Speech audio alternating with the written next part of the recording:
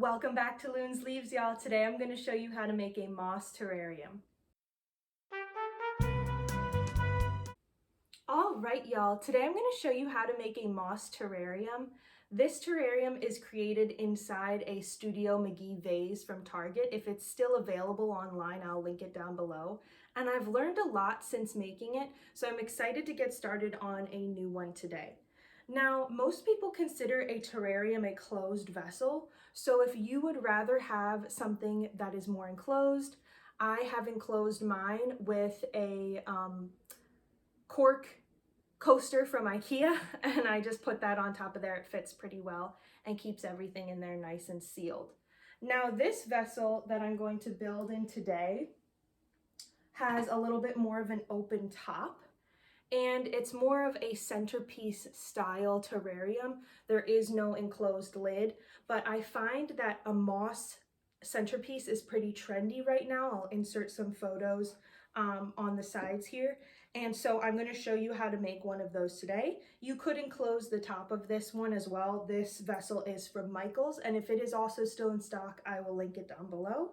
At the end, I will also be inserting some footage of both terrariums without the glare from all the lights and things in the room right now. So if you're wanting to see a little bit closer up, especially of the one that I just created in the Studio McGee vase, it's quite beautiful. Stick around until the end. So to start off, I've bought both sets of moss off of Etsy. This one in the Studio McGee vessel that's circular are 6 or 7 different types of moss, and those came from Freshwater Aquatics, New York. She also sent, the seller from Etsy, who runs Freshwater Aquatics, also sent an excellent kind of important note here that I'm going to read you, just because I find it is applicable to any kind of moss or terrarium situations. So it reads, "Mosses are fans of damp environments, so it's important to make sure that you keep the soil consistently moist for your plants. That's not to say, though, that you can't still overwater moss. You'll have to be careful and not create a puddle or a swamp while watering, in which case you should try to tip out any excess water when possible. This is especially true if you have your moss in a terrarium, where, unlike a regular potted houseplant, excess water won't be able to evaporate." So that's closed water terrariums. In this case, where I'm keeping it open, I won't necessarily have to do that as much. To keep moss healthy, simply mist the plant regularly and give it a good watering about twice a week. And be sure to use filtered water as opposed to tap water, since tap water can contain many different types of chlorines and things like that that you don't want exposed to your moss, and your moss may turn brown. You also have to make sure that you're giving your moss enough light. Most moss is known for thriving in shaded areas, which makes sense since these are areas that are typically the most moist in the wilderness, but there are still a few varieties of moss that prefer to have a little more sunlight than usual. That's why the key to deciding where to place your plant in order to make sure it's getting enough light is to understand the conditions in which your moss naturally thrives. So this terrarium in particular has been sitting on a bookshelf or TV stand, depending on what you want to call it, that we have in our apartment, fairly far away from a window. I would say it's about 6 to 8 feet away from the window, but it does get a little bit of afternoon light, and it's doing really, really well. This one I plan on having in a desk right behind where I'm standing, and as you can see, this is natural light coming in from the window, and this is about midday, so it should be getting enough light as well. I would not consider having these in any place where there's not going to be windows, and if you do consider having it in a place without windows, maybe move it to a sunny spot every once in a while, every few days, so it gets enough light. Now, let's get into the moss that I purchased from this other seller. This moss came from an Etsy shop called All the Bloom, so I will link both below. She also left a short kind of directional card here on how to care for your moss. I thought the Freshwater Aquatics came a little bit faster. It also had a little bit more information on the card, so I would recommend them over Fresh Bloom. They also offered a variety at Freshwater Aquatics, where All the Bloom sent me just one type of moss, which I believe is star moss. So this is how it came exactly as packaged. This is also how Freshwater Aquatics packaged their moss as well, if you're curious. So let's get into creating the terrarium. So once you've chosen a vessel for your terrarium, or open water, or I should say open air container for your moss, you're gonna wanna start with a layer of rock, or in the case of the Studio McGee vessel down below right here, I started with a layer of leca because that container was a bit larger. So I'm gonna start with my layer of rock, if I can get the bag open. And it's gonna be a little loud, so I apologize. Okay, I think that should be enough for a good layer. I also have brought in a couple of tools to help me with my terrarium build. These were particularly helpful when it came to the closed vessel from Studio McGee because my hand couldn't fit in that circular area as well. So having longer tools to navigate and maneuver things was much needed in that case. So I'm just smoothing out the rocks with this little paintbrush here. This is an old paintbrush, so you don't have to necessarily go out and buy new items for your terrarium. I'm gonna dump a few more rocks in while we're talking.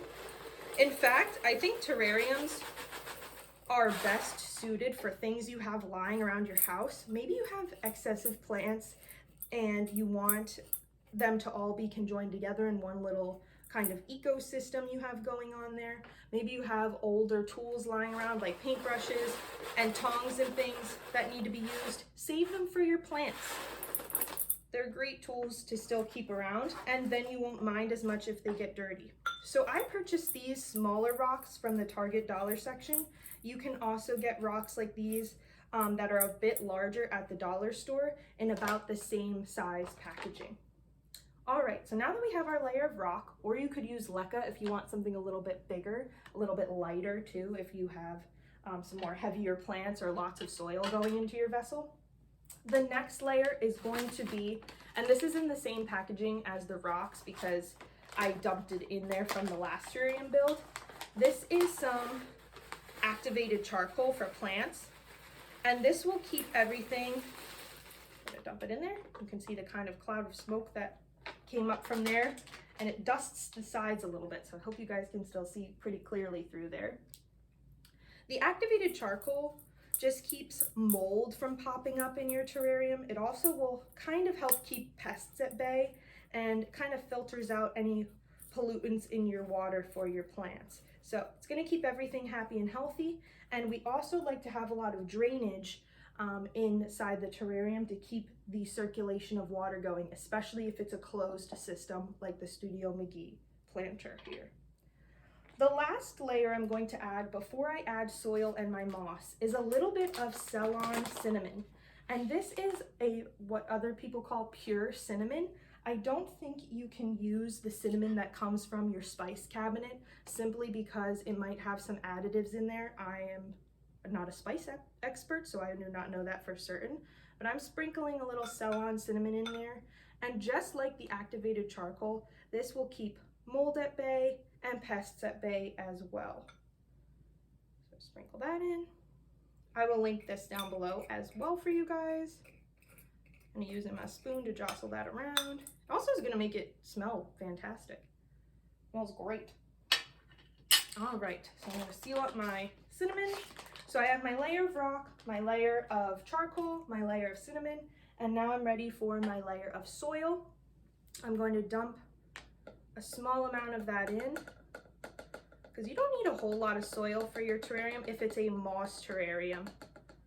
The moss is pretty self-sufficient. In fact, this moss has been living inside this plastic bag for about 2 weeks now. I received it in the mail and I haven't gotten around to making this video up until now.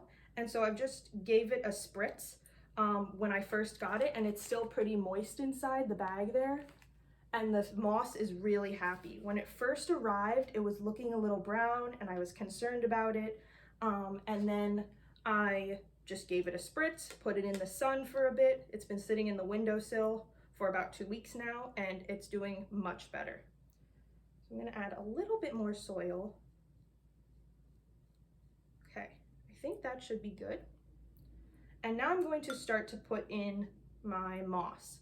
this terrarium, or I should say open vessel moss container, is going far better than my last one just because I can fit my hands in there a little bit easier. It's not taking nearly as long to position everything. So I'm gonna pull this out. It looks like it's in a couple big chunks, which is good. Oh, we have a big chunk here. It's a nice size. So I am going to use this smaller piece, kind of push it up against the side. I don't think I'm gonna need all this moss. I'm also gonna take this piece, push it up against the side, and I'm gonna try to break off.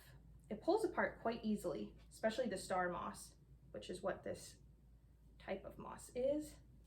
So I'm gonna kind of just piece together a bunch of it. Oh, it looks so nice. I think a cushion moss would also look very nice in a vessel like this. That is what's trending right now, are those big open bulk type containers of cushion moss. Okay, wow, it's really filling out nicely. I'm gonna take a couple of small pieces to fill in some gaps here, and I'll insert some footage again at the end of both terrariums without the lights so you guys can see better.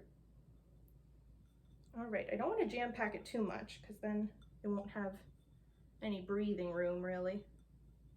And I might move it around a bit more.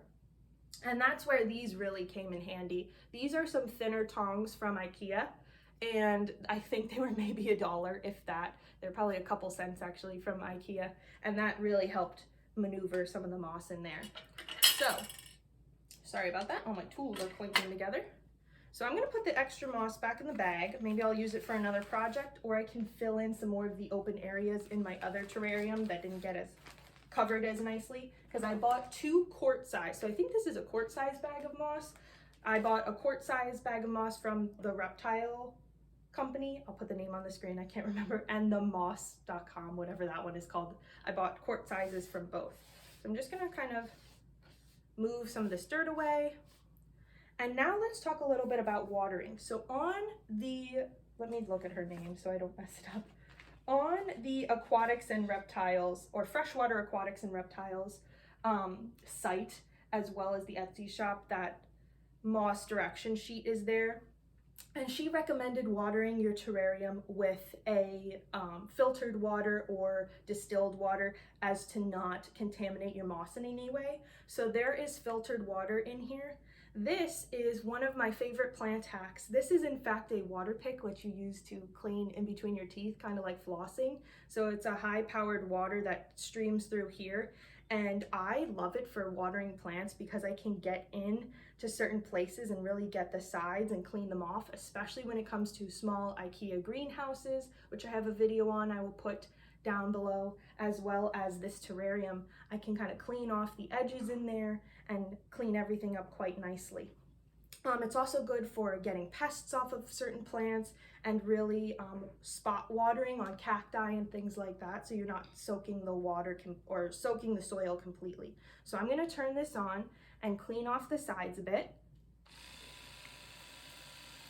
And you can see it's kind of going up against the side there.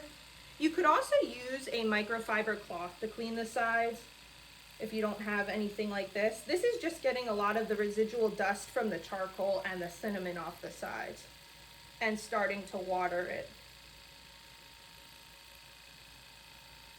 So I do not recommend using this for your teeth and your plants. I have 2 different heads. So I have one that's meant for my teeth, and then these remove, and I have one that's meant for watering plants. So make sure that you distinguish that, or use 2 different machines for your teeth and your plants. I wouldn't recommend having both, just in case there's any pests or things on there when you go to water. You could also use a small sprayer for that as well, to mist your plants. In fact, I didn't really get a lot of the moss in the center here, so I will go back and mist the top of that as well. So right now I'll insert some footage of both of these terrariums up close so you can see them a bit better. And this was a super fun project. In fact, I already see quite a bit of growth happening in this terrarium here, and I'm excited to see where it goes. I think the closed terrarium is a little bit more low maintenance because you have that closed ecosystem. Everything only needs to be watered every once in a while because you have the lid on here, so it's going to kind of evaporate and cycle through. Whereas this, I'm going to need to keep quite a close eye on. So up to you either way. It's a great way and fairly inexpensive way to follow this new trend of having moss centerpieces and terrariums in your home. The moss didn't cost me any more than, I want to say, $12 to $15, if that, and both vessels I found on sale. I would also suggest going to your local thrift store or Goodwill to find older glass containers. There can be some really cool ones out there that will make awesome terrariums. I want to link below another channel called Serpa Design. He is like the Bob Ross of terrarium building, and his videos are quite calming, and you'll find a lot more information there, so I'll link him down below. Thank you guys so much for watching. I hope you guys had a fun time today, and maybe during this time we have to spend inside, you'll choose to make a moss terrarium. Bye!